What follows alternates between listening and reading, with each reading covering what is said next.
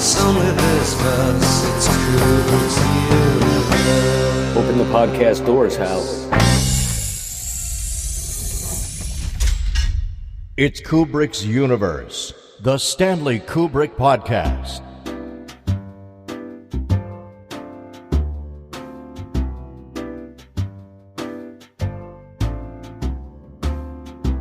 Hey everyone, welcome back to Kubrick's Universe.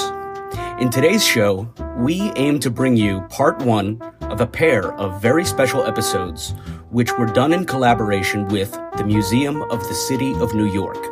It's located uptown at 103rd Street and 5th Avenue. Through a Different Lens, Stanley Kubrick Photographs is an exhibition that explores a formative phase in the career of one of the 20th century's most renowned motion picture directors, to say the least. Stanley Kubrick was just 17, still in high school, when he sold his first photograph to the pictorial magazine Look back in 1945. In his photographs, many of which went unpublished, Kubrick taught himself how to train his camera on his native city. He drew inspiration from the many nightclubs, street scenes, and sporting events that made up his first assignments, and he captured the pathos of ordinary life, but with a sophistication that really belied his young age. Through a Different Lens, Stanley Kubrick Photographs features more than 120 photos taken by Kubrick from the museum's Look magazine archive. It's an unparalleled collection that includes 129 photography assignments and more than 12,000 negatives from his 5 years as a staff photographer working at Look. Now, this exhibition has run throughout the better part of 2018, and due to popular demand, it has now been extended until January 6th, 2019. So, if you can, by all means, please avail yourself of an opportunity to get there and check this out. And of course, please visit their website for updates at mcny.org. Their exhibit is open daily from 10 a.m. to 6 p.m. So we're going to start off today's show with a short interview conducted by Alec Baldwin, who is himself an unabashed Kubrick fan. He spoke with the curators of the exhibit, Donald Albrecht and Sean Corcoran, and this piece is being presented to you with kind permission of the Museum of the City of New York. But do stay tuned after that, because then you're going to hear from our man not in Amsterdam, our man in New York, Kubrick's Universe, and the Stanley Kubrick Appreciation Society's very own roving reporter, Mark Lentz, who got the chance to interview Sean Corcoran at length back on June 1st, 2018 at MCNY. So, listen, we really hope you enjoy the first of our two-part special. This is your host, Jason Furlong, saying thanks, and I'll catch you on the flip side.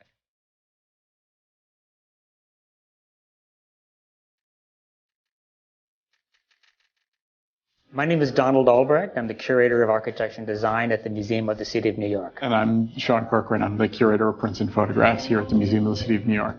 And we're with Alec Baldwin speaking about Stanley Kubrick. What was it that made the museum keen on this exhibition? What was the genesis of this exhibit? Well, the museum has the New York Stories for Look magazine. The parent company, Cowles, donated the material in the 1950s. In there were about 15,000 Kubrick negatives. What was the beginning for him with the camera? Was he prompted by his family? His father was a dentist, but he was a very serious amateur photographer. And as a kid, they had a darkroom at home. In the Bronx.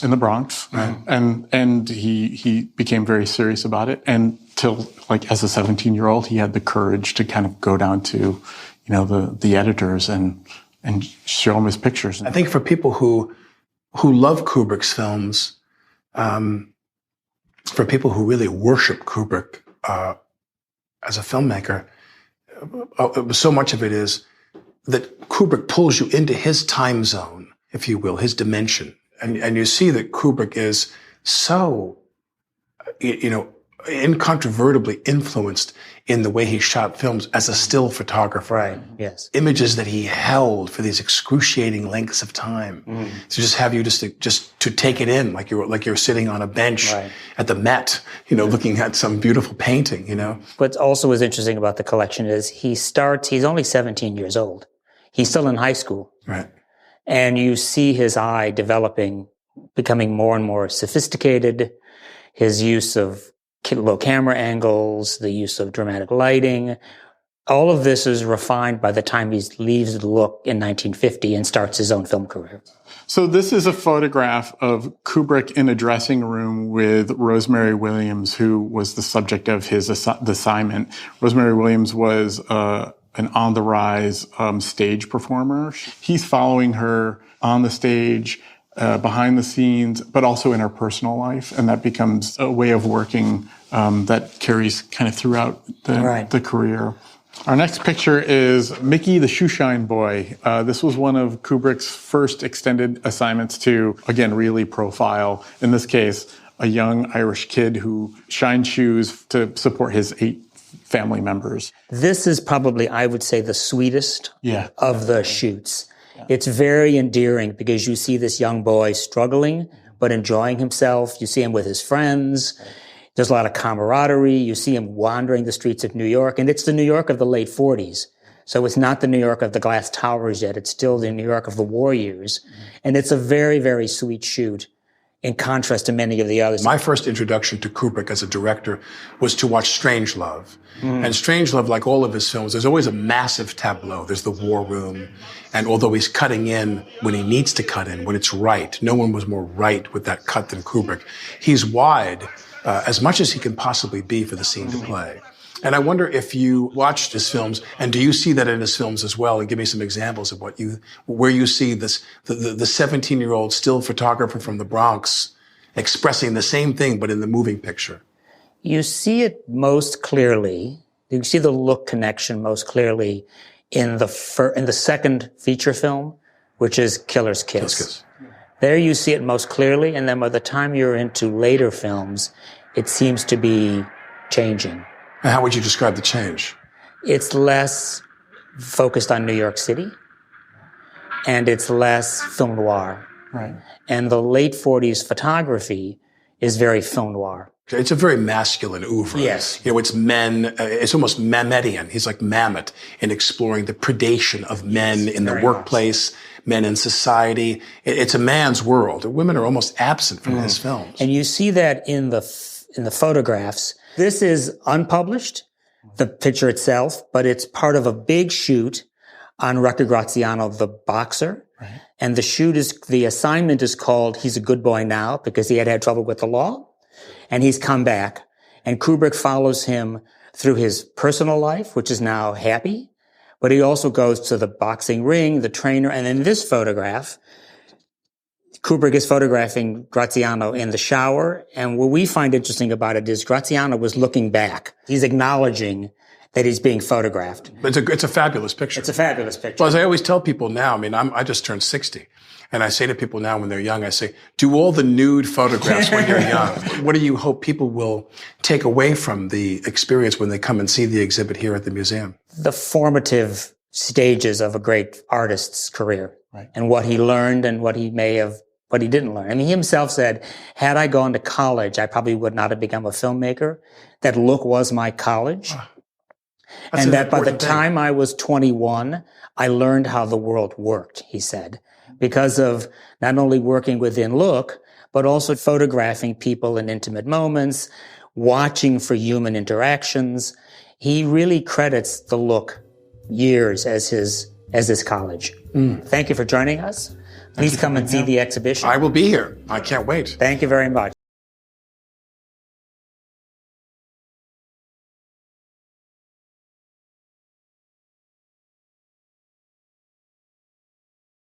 How did the exhibit come about, and why did it come about now? Sure. The exhibition, timing is all, it's not tied to any anniversary, although it is the 50th anniversary of 2001. It's not tied to any anniversaries. It's really a confluence of years of work and really making everything work as quickly as we can when the timing was right. So, for instance, the Look magazine negatives were donated. Negatives and contact prints and some other prints were donated in the beginning in the late 1950s through the 1960s. But because there were negatives and mostly negatives, and because the museum never had the money to print all of those negatives, a lot of that material stayed in their original housing for decades, literally decades. There was a loose inventory, but we never really had the ability to understand what we owned. And it really wasn't until the mid-1990s that began to change. And in fact, right around the turn of the century, we got a couple grants which really made it possible to kind of understand what's here.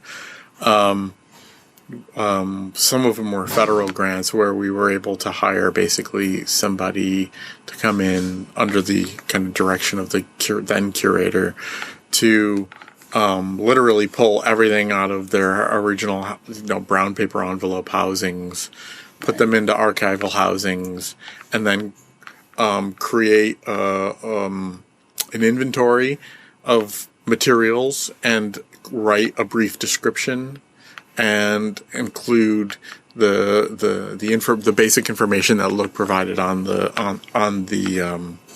original envelopes, which was like who the maker was, in this case Stanley Kubrick, when the assignment was filed. That date doesn't necessarily relate to when it was published, but when it was actually put into the photo morgue. Right. And then their in-house filing number. So, and what we were able to do was create a Word document for every assignment, and out of that, we then also created an Excel sheet which listed everything. So, and then along with that, we started doing reference scans on flatbed scanners. So we started to be able to look at what was in the collection. So as rudimentary as Word and Excel are, you can start searching by words to start finding things. And of course, as we were going through it, Stanley Kubrick is a name that definitely pops out, So he's been on the radar here for a while now, within the last two generations of curators. But around 2007 or 8, we started really making an effort to digitize the collection, high resolution scans, high resolution copy stand work, and in doing that, Stanley Kubrick's work was declared the highest priority from the Look collection, and that was the first photographer's work that was digitized completely from the Look magazine archive. We've since done a pretty expansive work on Arthur Rothstein, who was the head of the photo department, and a couple others. But Kubrick's was the first exhaustive digitization project, and by then, we could really know what we had. In the meantime, we'd done an exhibition drawn from the Look collection in our initial findings called Willing to be Lucky. And that was in 2006, I think it was. And a year or two later, we published Only in New York, which was a kind of a an initial highlights, initial investigation into the Look magazine collection here. So we've slowly been building towards doing this exhibition and the book as well. Was the original grant? What was the mandate of the original grant? Was it for the New York archival? It was to process and rehouse the Look magazine collection, which meant basically taking it out of the old, like manila folders, putting it into archival sleeves and housings, and to create initial finding aids, to help understand what the collection is. Now you have all of Kubrick's scans online? We online, or there are over 12,000 online. That's a big number. Yeah, and we have probably, total images is closer to maybe 15,000, and the reason the discrepancy is, when you start a roll of film, you click through, so there are dead frames, things like that. There are frames that are blurry and illegible, basically, to the eye. So we've eliminated, everything that really offers nothing. So we've kind of taken all of that material out, and then on occasion, a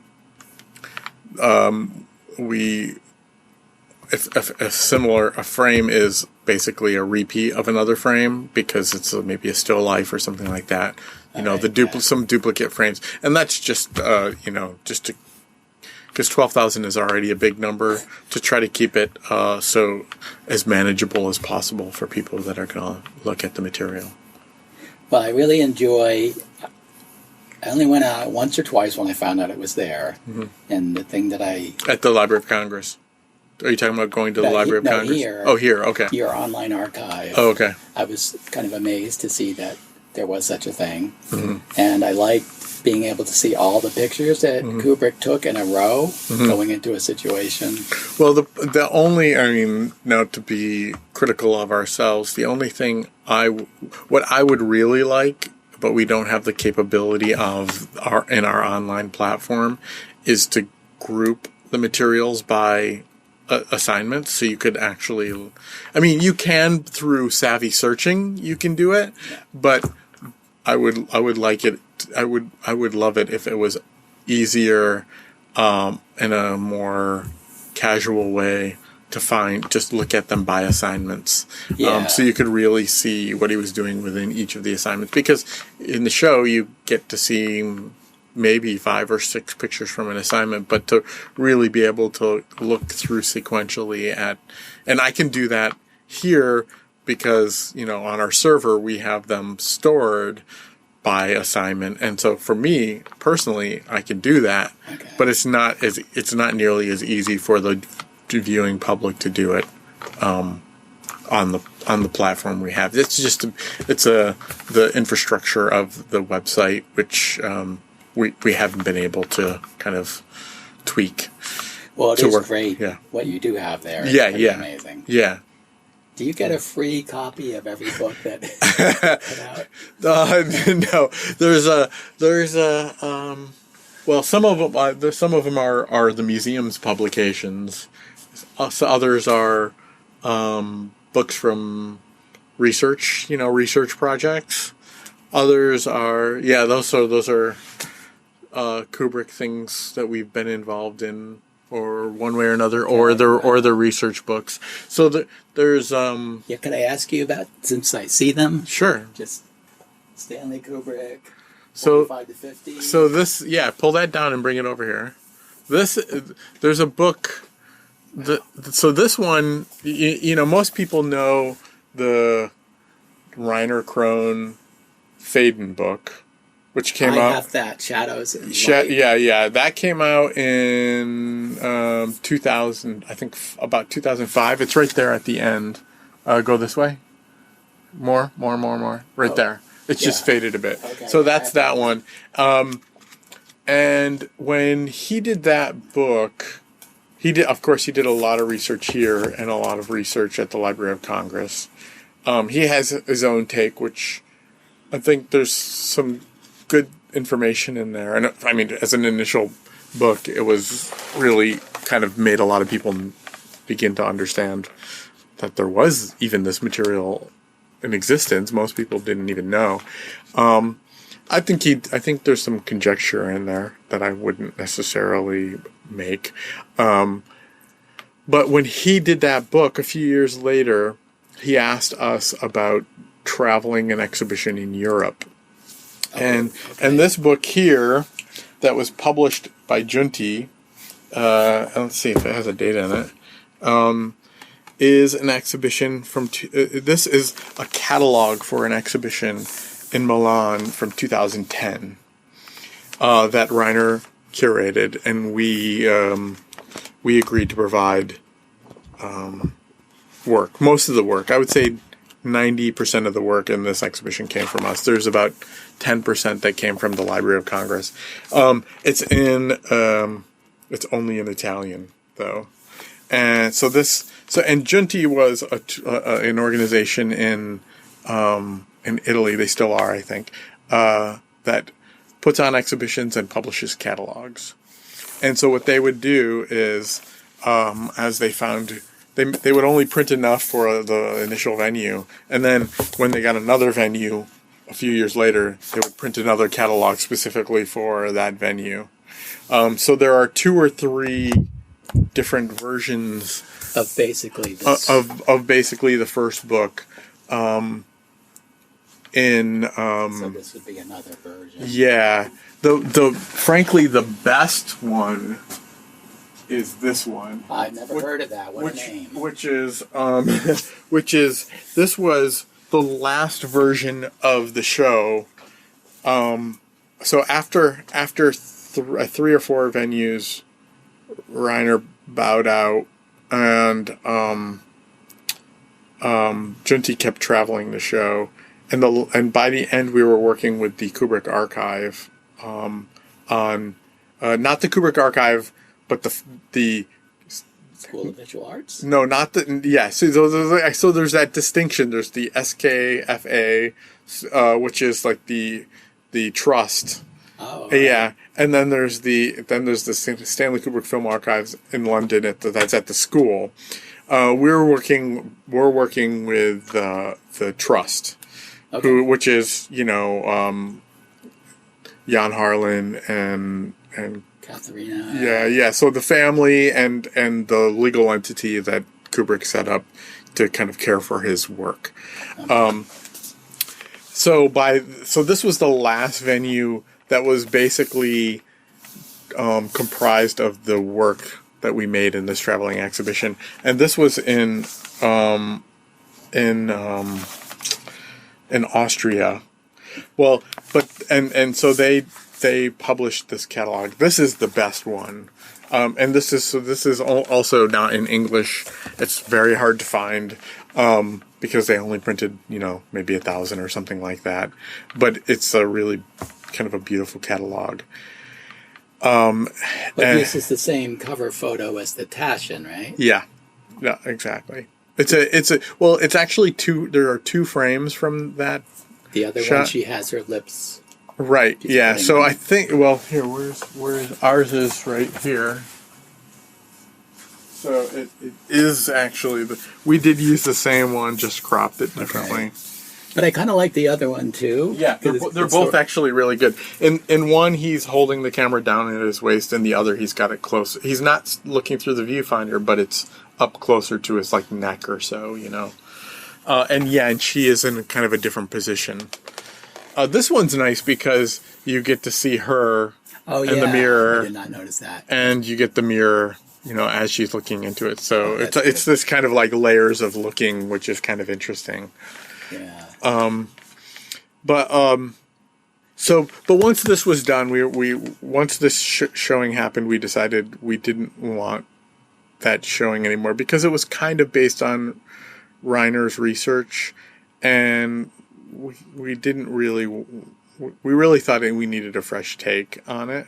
How long did this series run? How many years? Well, let's see. This happened maybe, let's get to the back, 2014. So 4 years. So in 4 years, there were maybe 4 or 5 different versions of the show. There was, I think, 3 venues in Italy, 1 in Brussels, and then this was the last one. And it was at, forgive my bad German, Bank Austria Kunstform Wien, Wien. So this was the last version of that. And the curator, Lisa Ortner Creel, she did a great job. And this is a really nice production. Really smart woman. But so that once we decided this was going to be retired, by then we were really working with the Kubrick Archive, and we started kind of trying to figure out how we would go forward and with some new scholarship and some new in a new exhibition, creating a new exhibition. Of course, in the meantime, there's this book, which I hope you know. I have it on my Kindle. The Philippe Mather book is really well researched and documented. Again, I prefer not to make some of the conjecture that he makes, but I think it's an incredibly researched and really smart book, and was frankly a real resource for our work in the exhibition. So we certainly acknowledge him in the Taschen book, because the work he did made, frankly, what we did a lot easier, and kind of built off of him in a certain kind of way. So yeah, all of these things happened, and then all the ducks kind of lined in a row about 2 years ago, and we all agreed to kind of work on an exhibition and a book. And the idea is that the show will, be packaged and will hopefully travel for, several years around the world. We're just starting to, we've had some people already inquire about the exhibition, and then we'll be reaching out, to people to see if there might be interest in the coming months. So what you're offering other museums is like a complete package. Yeah, basically. They don't have to do any work. Well, I mean, they don't have to. They'll certainly have to design the exhibition for their space, but yeah, what we offer is, the prints that are in the show, the copies of the Look magazines, the words that were written. If they wanted the design package, meaning like the fonts we use and all that stuff, they're free to use it, and or take the the raw text and redesign it to fit their style. But yeah, we provide the content basically. So I like the approach with the big ears and big banners, and it helps me see his development from a young kid to someone who's very self-confident and able to ask celebrities, I want you to do this for me. Right. It seems, of all the skills, that's one of the most important for a director, is how much you're willing to impose, especially for him. Yeah. How much you're comfortable imposing on other people to get something good. Yeah. Yeah. Yeah, I mean, so our... when we started thinking about the exhibition and how it would actually lay out and how we would want visitors to experience it, well, one, we really did want to look at this as a photography exhibition. So we wanted to treat it in many ways like a photography show, but we know that everybody knows him as a filmmaker, and the first question we're always asked is, how does this relate to the film work? So we were thinking about that and thinking about all the different aspects of the work that we felt translated into skills or, craft that he needed to become a filmmaker. But then we realized, like, how completely arbitrary that would be for us to impose, this picture from this assignment combined with this picture from this assignment to reinforce these ideas. So it would be completely the curator's imposition on these images, and and would really limit the way the visitor experienced his work. And we also because Donald, my co-curator, and I, we literally went through every single frame that we have here, and looked through them again and again. And one thing we really did realize was that you see a development and a change in his approach and style and confidence over the years. So chronology is actually really important. And if you just tried to point out aspects of the work that lead to the film work, you lose that chronology. So that's how we eventually got to naming themes, so people can initially have points of reference while still seeing it in a very straightforward chronological way, assignment by assignment. So you see his development and his eye while still referencing the ideas that we feel are important towards his development to becoming a filmmaker. And so that we felt was the right balance of addressing the question we always got, which was, how did this impact his filmmaking, while still showing very clearly showing his trajectory as a photographer, and his work at the magazine, because again, it also reinforces that he works at a magazine and that he's working on assignments, and that these assignments have these strictures. So ultimately, by putting it chronologically, we could still show assignments. We could show narratives. Because that's obviously also an important part of filmmaking. Yes. So it just seemed to work out right by doing it that way. It did, now that you explain it, it worked perfectly for me, and then I had your 4 categories in the back of my mind as I was going through the whole exhibition. I mean, you could probably also come up with several other categories as well, but those seemed like to get at least to the core point of things that we saw in the work anyway. How did you, what is your background that brought you to this position? Oh, sure. This show. Yeah. And okay. Also your co-curator, if you could say a little bit. Yeah, sure. I was for many years, I went to school as a historian.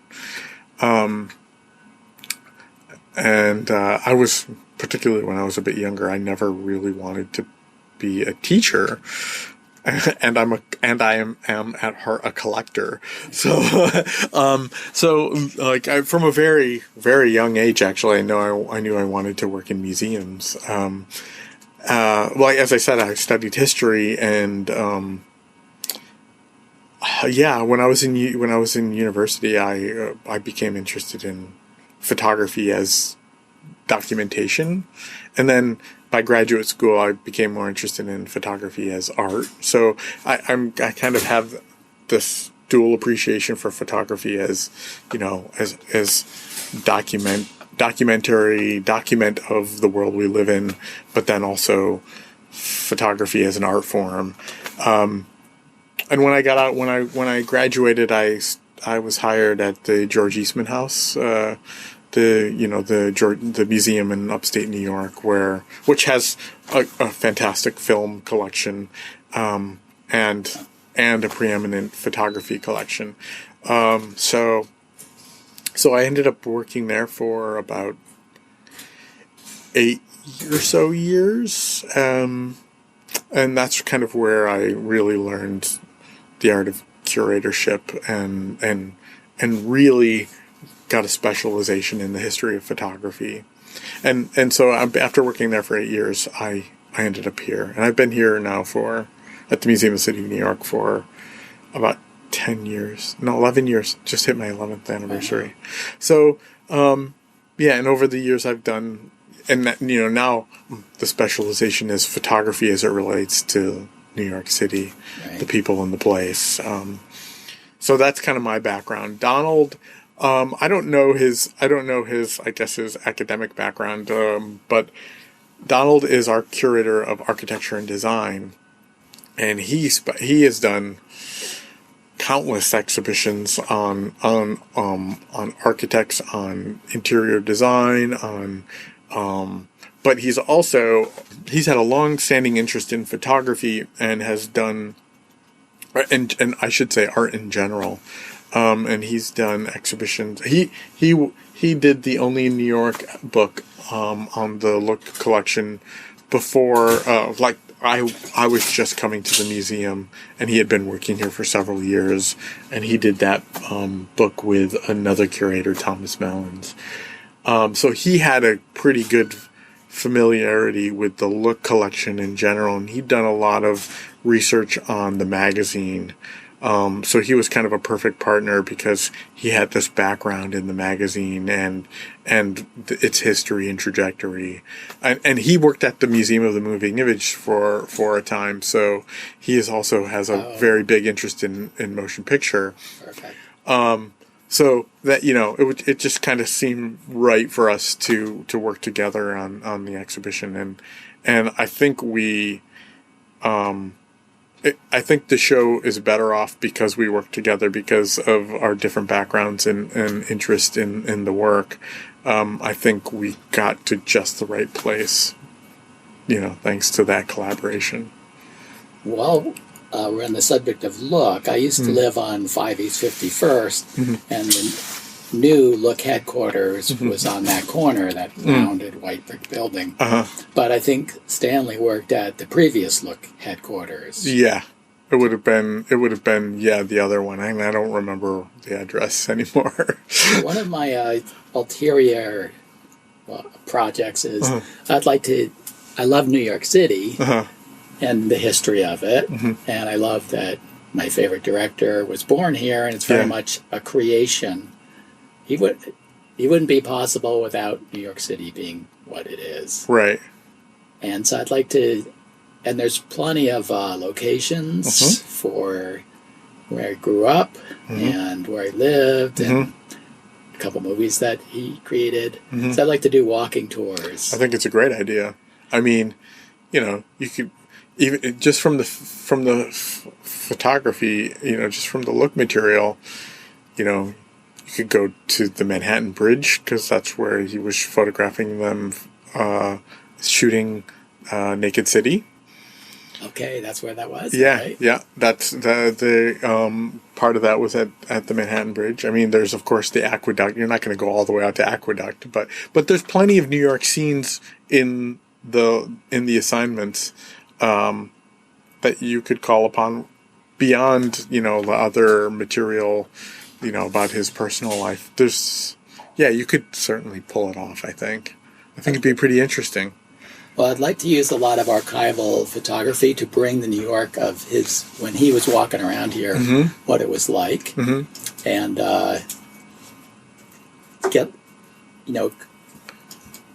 fans tend to think of him as this godlike figure. But yeah, well, it's funny because, in our essay, in the first paragraph, we say something like, before he was this monumental filmmaker that everybody admires today, he was just Stanley, a kid from the Bronx. Yes. He was a kid who didn't do that great in school, but was charismatic and had lots of interesting friends, and was interested in chess and photography, and he was just a kid. And that's really inspirational when you remind yourself of that. Yeah.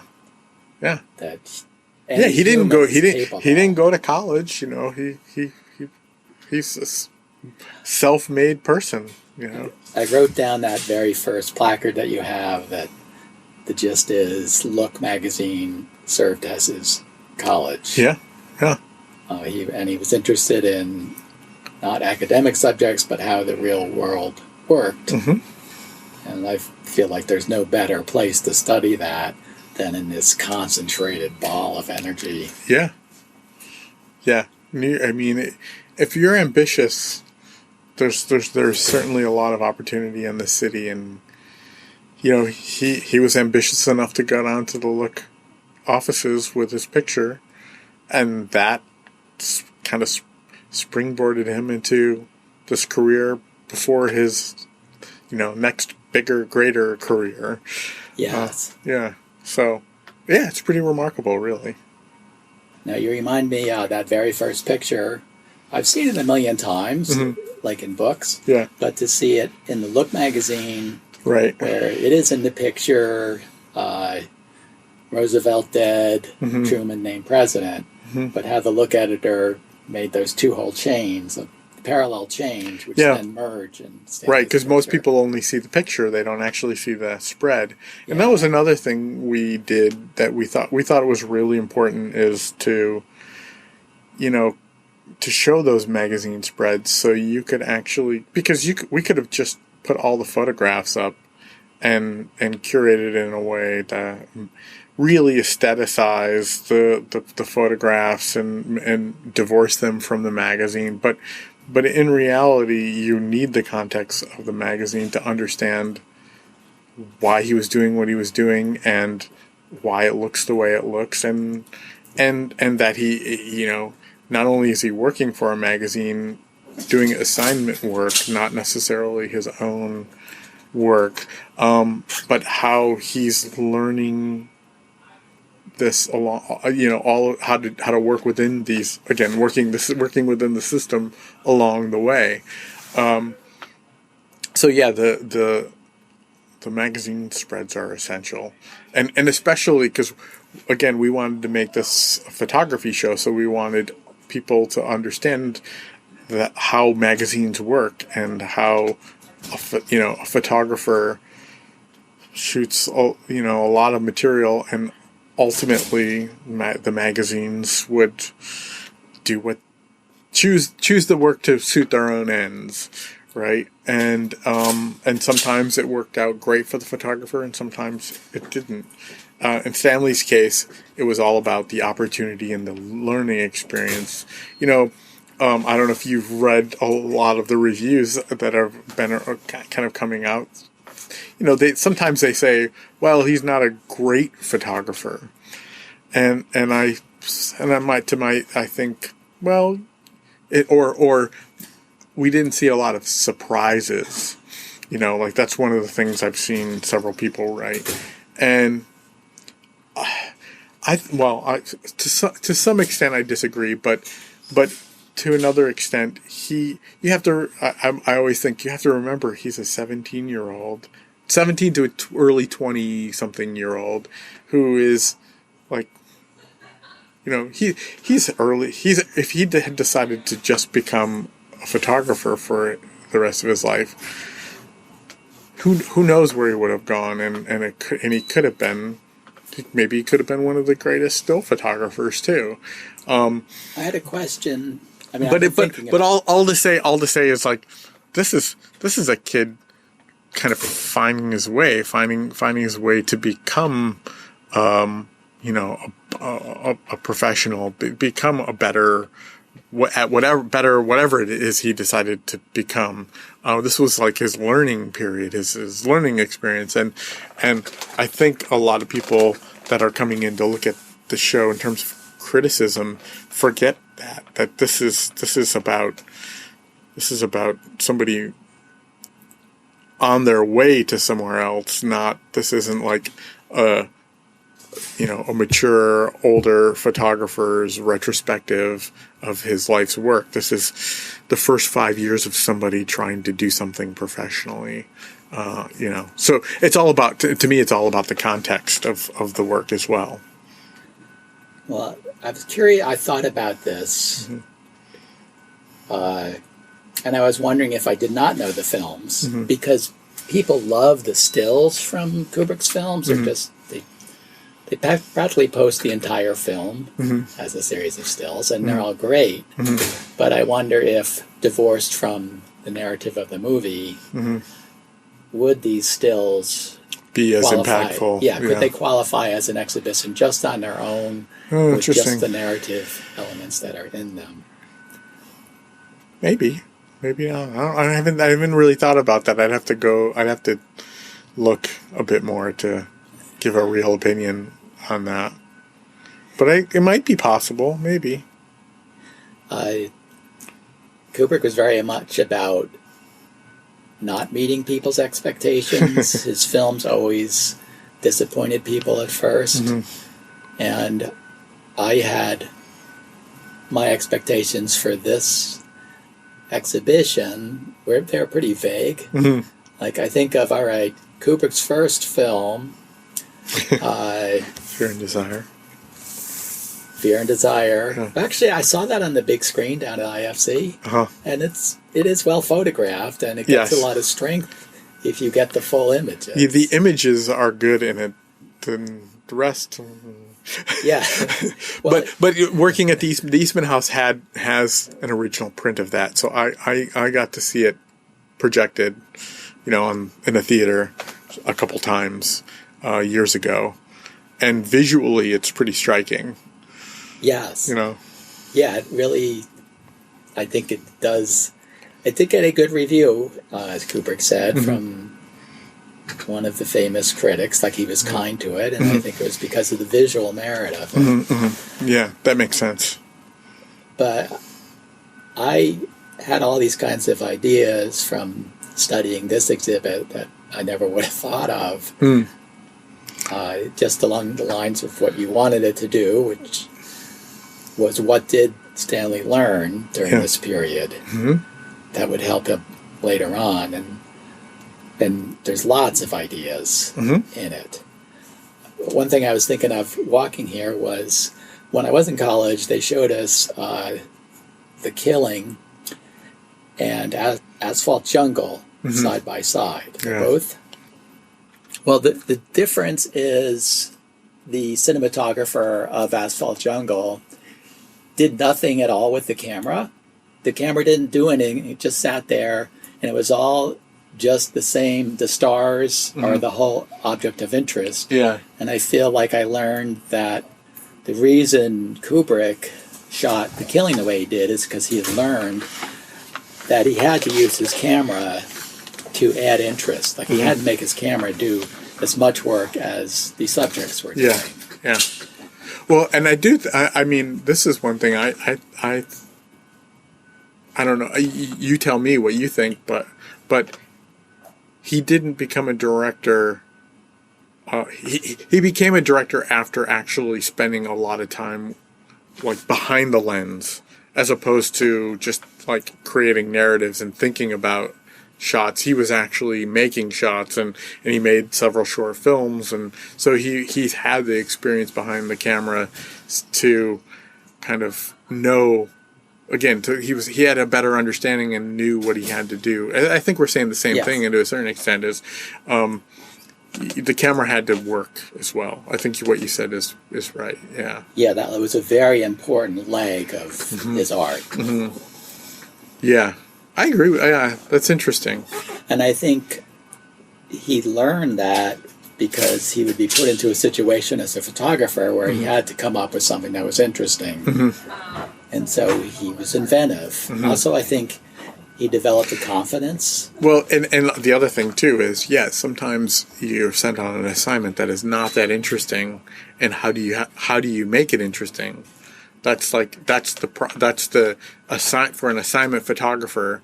That is the key to becoming a good assignment photographer, is how do you take something you might not be interested in or is hard to photograph, and how do you make it interesting? Yes. You have to be creative, right? And you accept that as part of your job. Yeah. You've got to have the energy. Yeah. And you got to invent on the spot. And that's why Kubrick didn't storyboard his photos is he was confident. First of all, he wanted to see the setup, and then he would invent the best way to shoot it in that environment. And I don't think there's, as the person who has the overall vision of what the film's going to be, he might be the only one who also had these other skills that he could keep it all coordinated into one artistic whole. So everything was at the service of his vision. Whereas, say, Spielberg, he's very interested in the story, but he farms out the music and cinematography to other talented people. But I don't think it leads to this one beautiful cohesive work of art. Everything Everything works to the whole. Yeah.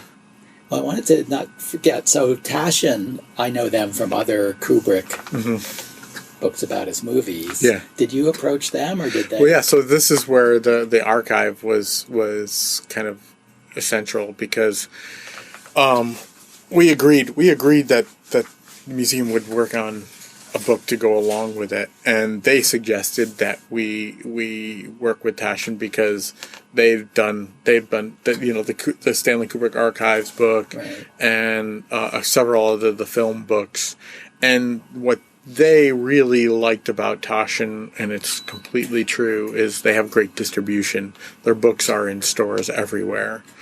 And that was their most important criteria, was like, if we do a book, we want it to be seen, we want people to know about it. So that's because we approached several publishers, and ultimately, for several factors, they were the right people to do it. One thing I like about your current book is it seems like the print quality is so good. Yeah. It's almost in some ways it's just as good as being here. Yeah. Because you can look right close. And in fact, in the book, there are occasionally pictures printed larger than they are in the gallery, which is really funny to think about. Because, I mean, that is one of the things, is when Taschen decides to do a luxurious book, they really do it. I mean, they have the best, they go to the best printer.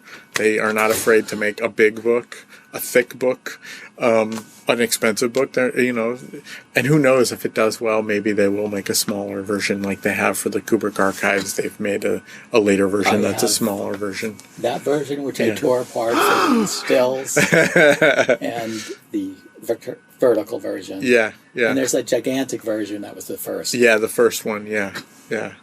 But that one, the print was too small for me to read. Yeah, I could see that. Yeah, the archive sent me the first edition of the Napoleon book. Oh, wow. Which is like about a foot thick and about maybe a foot and a half wide. And this beautiful gilt thing. You open it up, and then inside are all these other books. Like, that's Taschen. I mean, Taschen is not afraid to do a over-the-top beautiful book. And yeah, we were once we started working with the editor, we felt really confident that we were going to get a good book. Like, everybody worked really well together, and I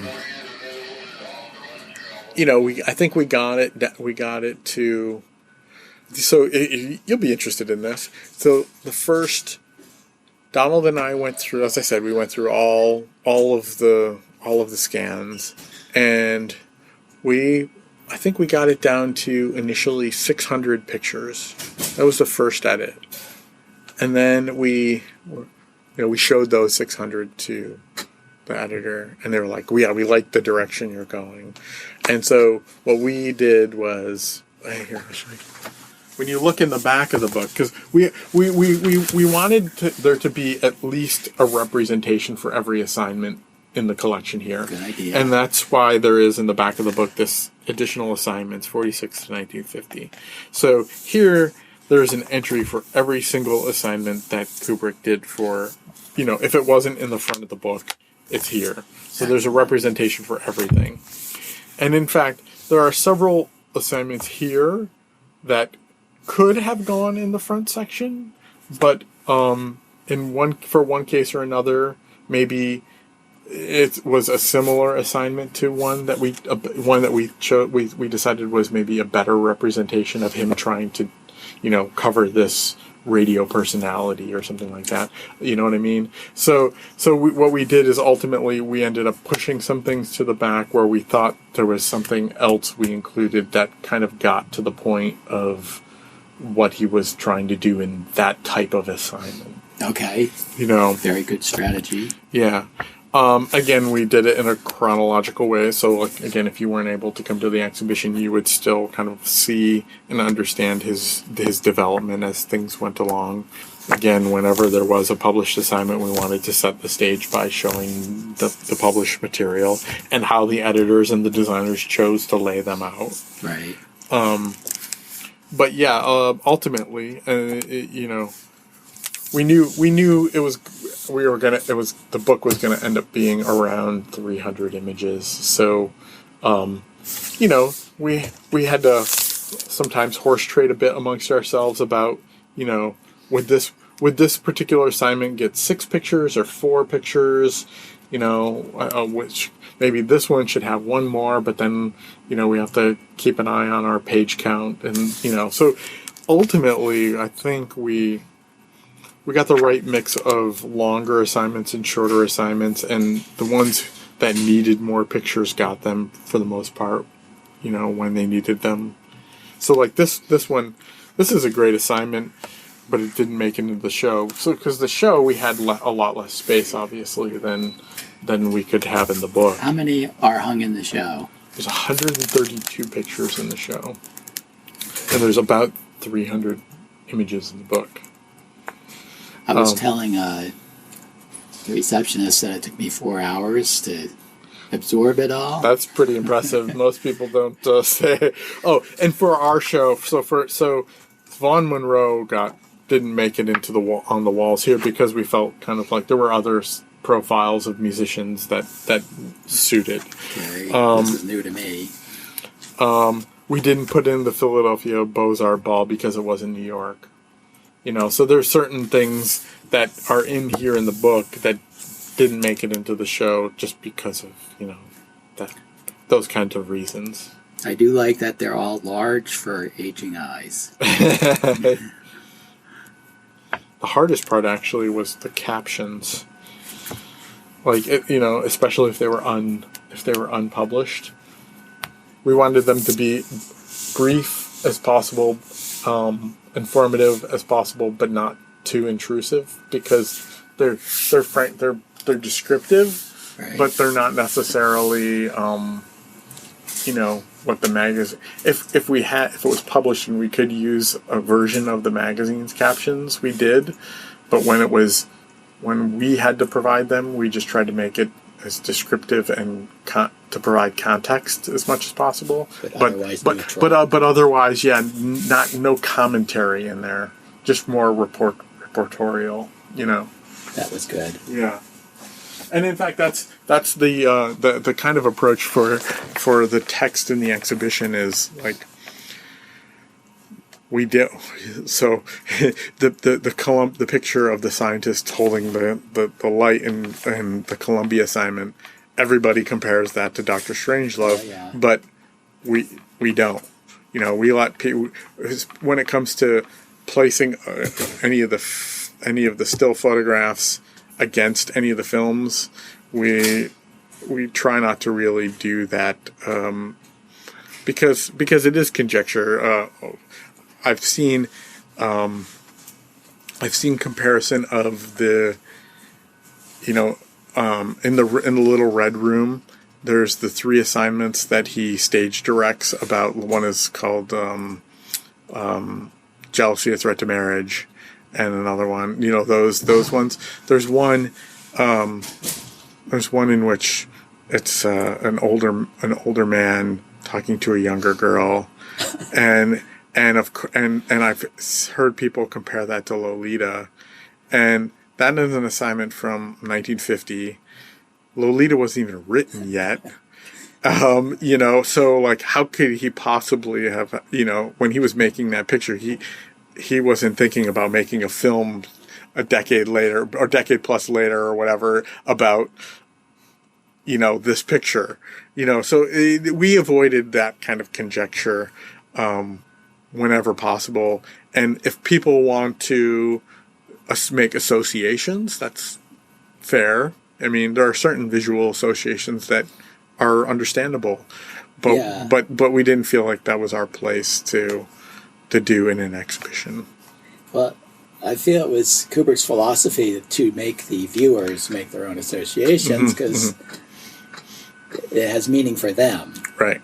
And they get the fun of making it, and all the fun is taken away if you make it. Yeah, if you're spelling everything explicitly, because then also that's locked in. Yeah.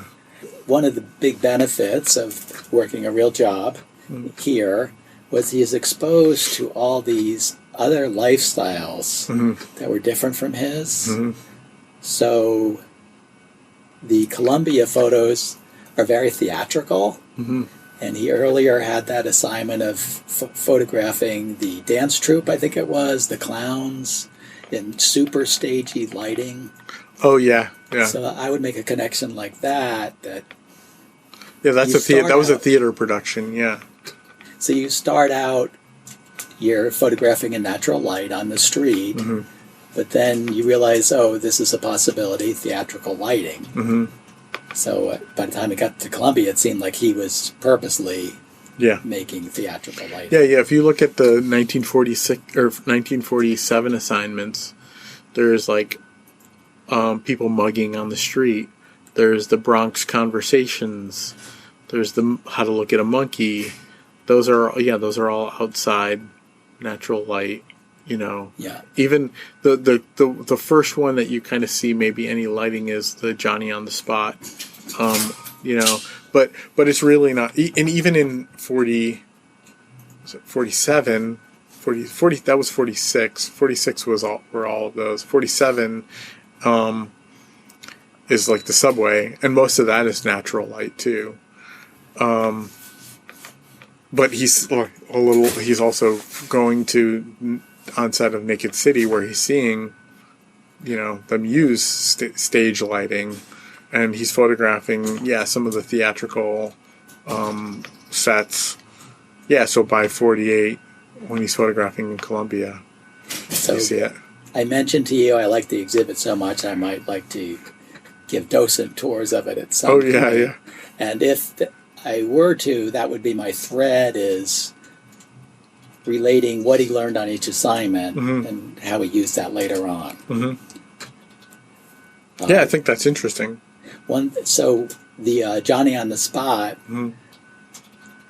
to me, I was struck by having someone else to work with. Like normally it's just you and the subject, but to have Johnny providing this energy to the other people in the photo, then the focus was on Johnny, and Kubrick, the photographer, could concentrate on getting interesting shots. And that really freed him up to come up with to go right in there, as opposed to standing back. Yeah, I think that's right. So that, to me, I liked being able to identify with Stanley. All right, I'm sent to this assignment. How am I going to do it? Yeah. And his development and coming up with great ways to do things. Yeah. I mean, and then in 48, he also does the circus assignment. They send him down to Florida for that, and there's I wish I had another copy of the magazine there. He makes portraits of some of the women performers, and you can't really tell in the show so much, but and look, they had all of these little kind of running things where they asked the general public questions, and he used, and so one of them was he asked they asked all of these women from the circus a question, and they used all of his portraits of these women. So they were not only, his pictures were not only used for the resulting assignment on how the circus gets set, they were also used on other pages in the magazine for, their other kind of column that they usually ran. And so he made those portraits, and then he made those outdoor kind of rehearsal pictures.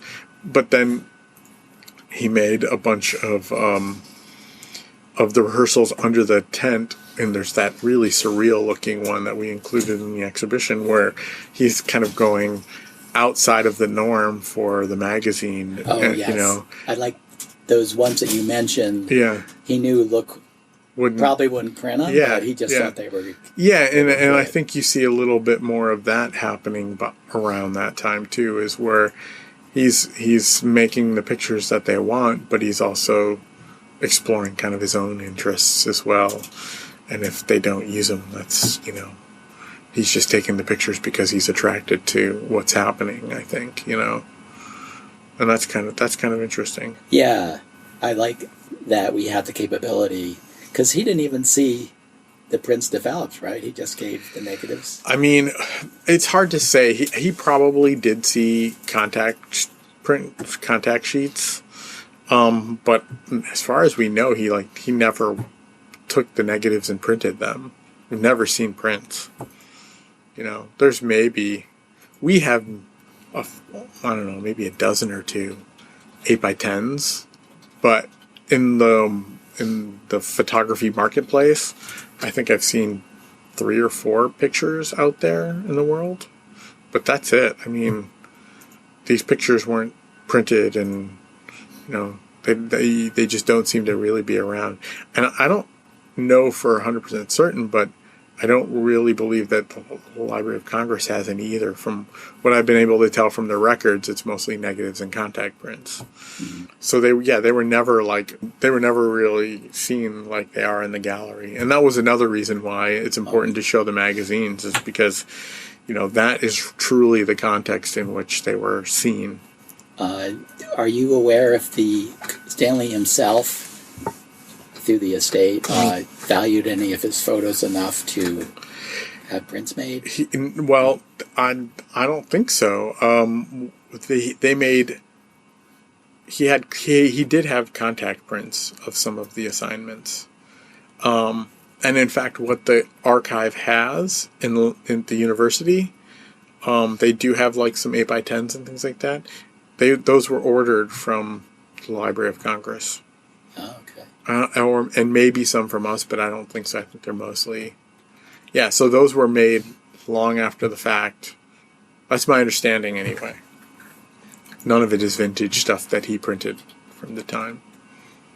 One of my favorite photos is one of the circus photos where I guess you have the ringleader, and he's photographed from below. Yeah, kind of barking something out, and you have the high wire act.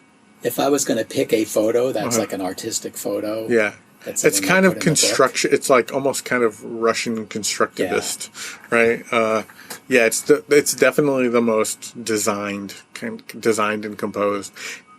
I doubt that happened naturally. I suspect that, he was told to that's actually, was it Ringling Northrop? It's like he's the head of the circus. I'm sure he was posed, for that picture. And I mean, and everybody recognized it was a great picture because it's the lead picture for the printed, spreads. Now, you mentioned in the tour when that I was on that you sort of, if you were asked where Stanley fits in the history of photographers, he was the intermediary between the classical and the modernists. Yeah, and I say that in the sense of in kind of journalism, in photojournalism, and to a certain extent art photography. The previous generation of photographers were either very straight news reporters or they were people like Edward Weston or Alfred Stieglitz who only thought of their photography as art. And the later generation would have been art photographers who were working for magazines like Arbus or Gary Winogrand, and I kind of find him somewhere in between.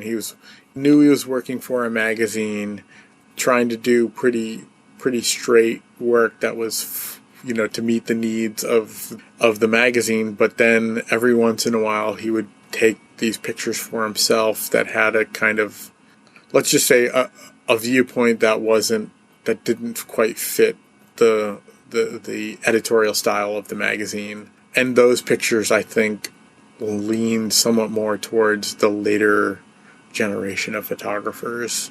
They're a little more off-kilter, a little out of the norm, be it by composition or by subject matter. And that kind of leans more towards the latter generational styles, which were eventually accepted and taken up by, magazines and things like that. So that's kind of why I think he kind of fits somewhere in between. So you mentioned that he was probably influenced by Ouija. Yeah, he was. I don't think there's any doubt there. He was definitely influenced by Ouija.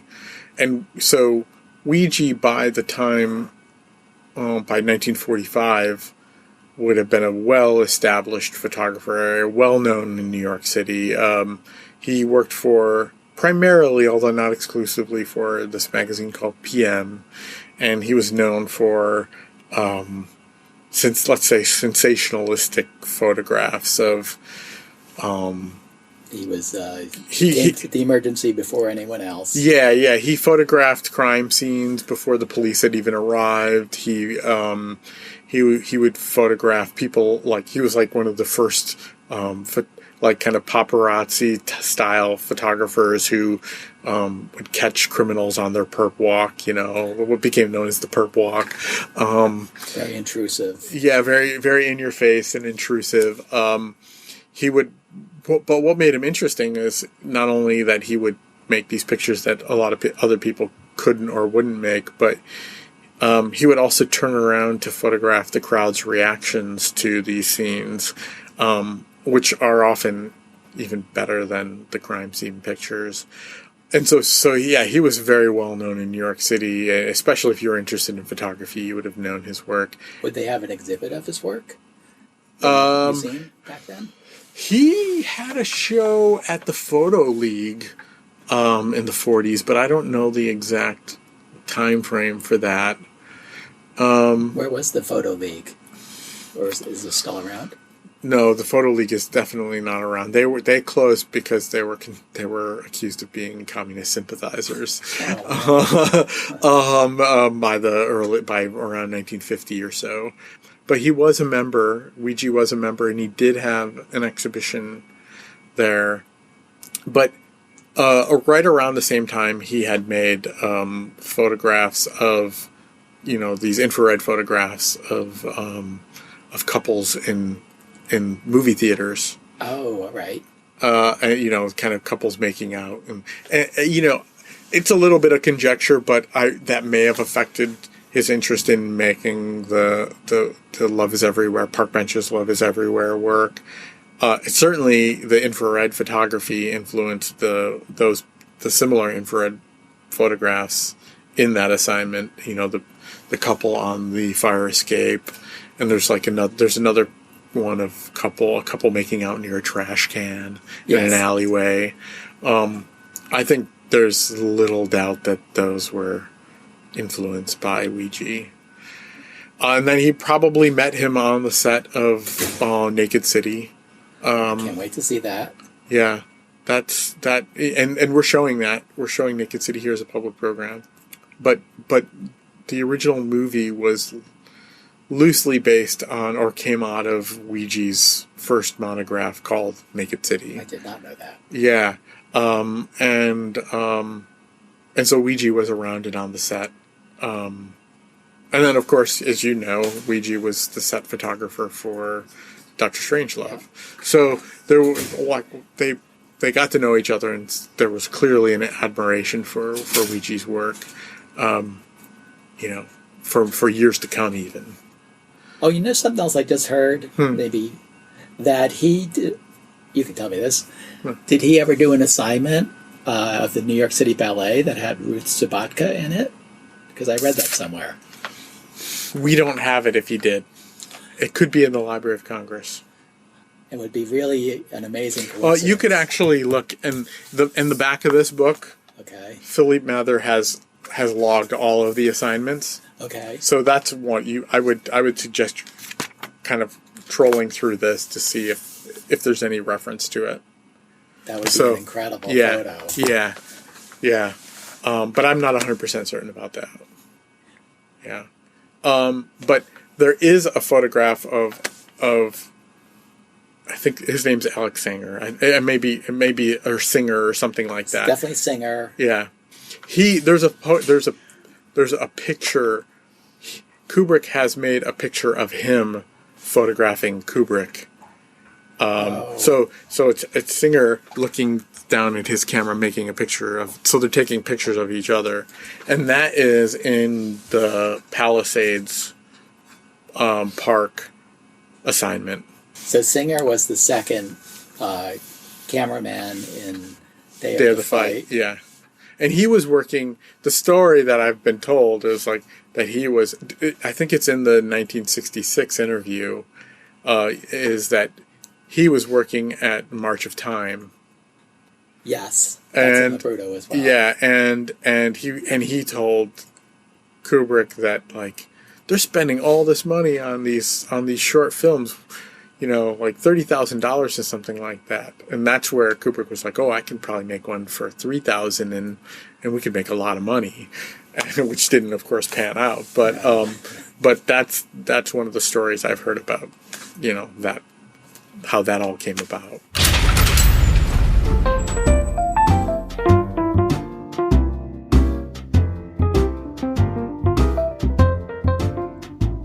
Wow. Yeah. Pretty cool, right? And there's more where that came from, because we got part 2 for you. On all of our behalf, I would just like to extend our deepest thanks to Tracy McFarlane and Lillian Lesser from the Museum of the City of New York, as well as, of course, Mark Lentz, all of whom provided the content for this episode. Personally, I'd also like to thank our show's producer, chief researcher, and editor, Stephen Rigg. Stephen, you're the man. Love you, dude.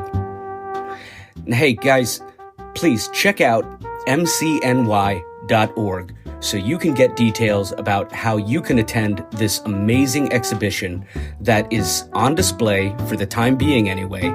And through their website, you can also order Kubrick photographic prints and the glorious new Taschen book. It's all there on their website. And hey, if you're so inclined, think about joining the Stanley Kubrick Appreciation Society on Facebook, because it really is the coolest place online for all things Kubrick. Think of it as your one-stop Kubrick shopping. And one more thing for now, if you have time, please just give us a rating and review wherever you listen to podcasts, because ratings and reviews really are important to the ongoing life of this podcast that we love bringing you so much. Thanks for tuning in, everyone. Jason Furlong signing off for now and saying, don't forget to keep your discriminator set to CRM 114. Ciao for now. It's Kubrick's universe. We just live in it.